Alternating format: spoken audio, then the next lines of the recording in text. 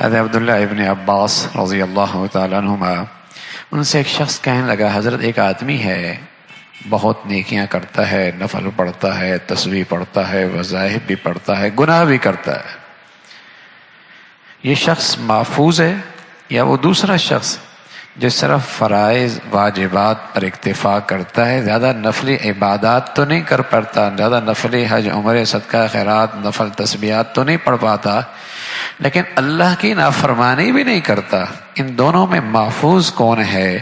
حضرت عبداللہ ابن عباس، جن کے علم کے پیچھے اللہ کے نبی کی دعا ہے اور جنہیں امام المفسرین کا بلند مرتبہ ملا ہے، تفسیر میں جہاں دو رائے ہوتی تو حضرت عبداللہ ابن عباس رضی اللہ تعالیٰ عنہما اس میں فیصلہ فرماتے۔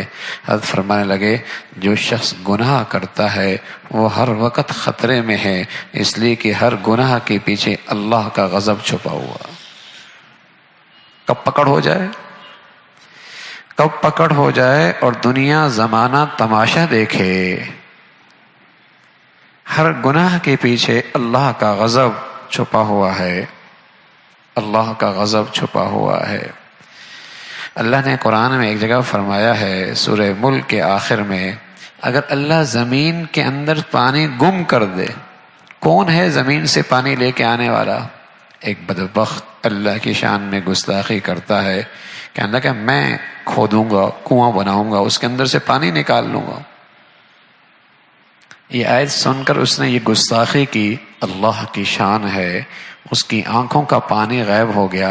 اللہ نے سبق دیا، پہلے تو اپنی آنکھوں کا پانی تو لا کے دکھا،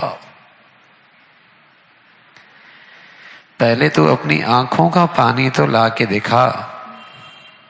اللہ کی ہر نافرمانی کے پیچھے اللہ کا غصہ چھپا ہوا ہے۔